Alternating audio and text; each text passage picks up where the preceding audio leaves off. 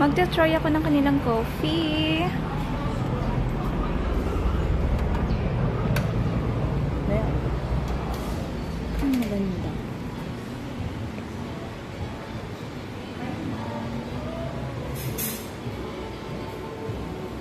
Isang espresso. Hot.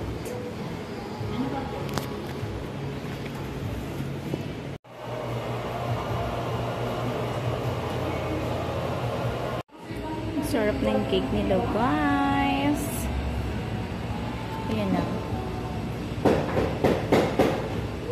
Ganda ng place. Tahimik. Ayan. Mag-order ako ng espresso. Susubukan ko yun.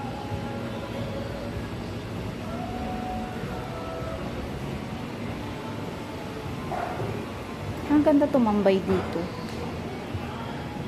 Ayan na. Rosewood Coffee. So, dito ako sa mataas. Basta ka pa. OMG.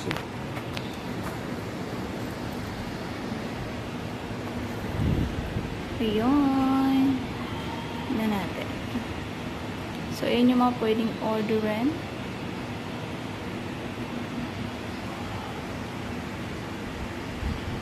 Ang ganda niya dito, guys.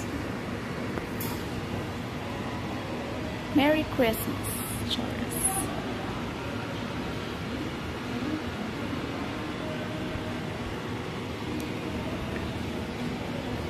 Espresso ang aking in-order.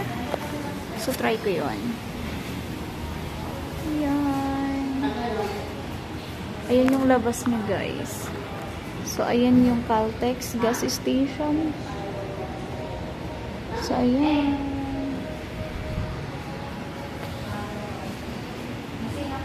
Hello! Nag-try lang naman ako ng espresso dito sa Rosewood Coffee. Anong bike to? Hindi ko po alam, sir. Masagataan ko eh, makabayad pa ako. Sige po. Yung bay kasi sa gilid. Ayun. Tinabi lang ni sir kasi nga baka madana sa sakit. Nag-try ako ng coffee nila. Rosewood Coffee. Ayan. Ayan o, yan. Espresso. So, paglapit sa akin ng ano kanina, ng barista, sabi niya, ma'am, ito po yung espresso namin na as in coffee lang siya. Sabi ko, bakit coffee lang, ma'am? Wala bang hot water? Sabi niya, ma'am, depende sa inyo kung gusto niyo siyang lagyan ng hot coffee, ng hot water. Sabi ko, sige ma'am, kasi yun na lang ako palagay na lang. Sabi niya kasi yung Americano daw, yun daw talaga yung mayroong hot water na agad pagbigay. So, ibig sabihin, pag pumili ka ng espresso dito sa Rosewood Cafe, so nakadepende sa iyo kung cafe lang talaga or may hot water na siya. Ganun. Kasi kung mampasin na lang ako, lagyan mo na lang ng hot water. Kaya nagtaka rin ako. First time ko kasi mag-order ng na espresso. So, ganun pala yun. Dito sa Rosewood, ganun siya. Kapag umorder kayo ng espresso, ang ibibigay sa inyo, coffee lang talaga. Walang hot water. Pero kung gusto nyo palagyan, nilalagyan naman nila. Tapos, nagbibigay sila ng creamer, and then, sugar. Yun, guys. Tapos, depende sa'yo kung gusto mo padagdagan yung sugar. Pero ako kasi, madali akong naantok. So, gusto ko kunting sugar lang. Kasi medyo mapait-pait talaga siya. Natikman ko to kanina, mapait. Para siya yung Americano din. Hindi ako nag-try ng Americano nila kasi medyo mahal. Kumpara dito sa, sa Drifco Coffee House. So, ito yung binili ko. Espresso kasi ito yung mura lang. 65.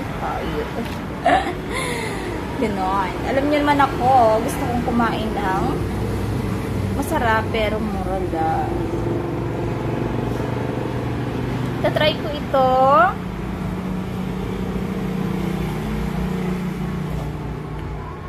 Pait niya.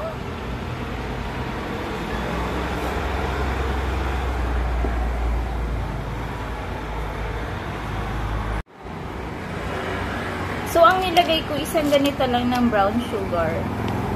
Tapos, hindi ko nilagyan ng creamer. Kasi gusto ko coffee lang. Para matagal yung ano ko, na hindi ako antokin. So, ito yun.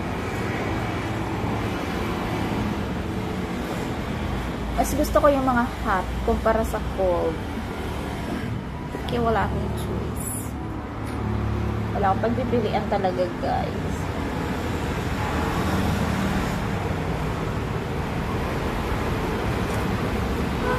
Sarap! Espresso. Parang nasasanay na ako habang tumatagal, kakatikim ko ng mga coffee. Parang gusto ko na lang pag nagkape, kunti na lang yung sugar. Kasi nga pag nagko-coffee ako, medyo maraming sugar. Tapos pinapagalitan ako ni Bungay na, ayun, ang tamis ko daw magtimpla ng kape. Kasi gusto ko medyo matamis-tamis ko. Okay. Pero parang habang tumatagal, nasasanay na ako na medyo mapait-pait. Gusto ko na lang.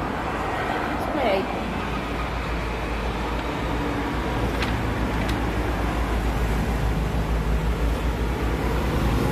Sarap niya, guys. Talagang mawawaling antok ko nito. Ako lang kasi isa. Sige na.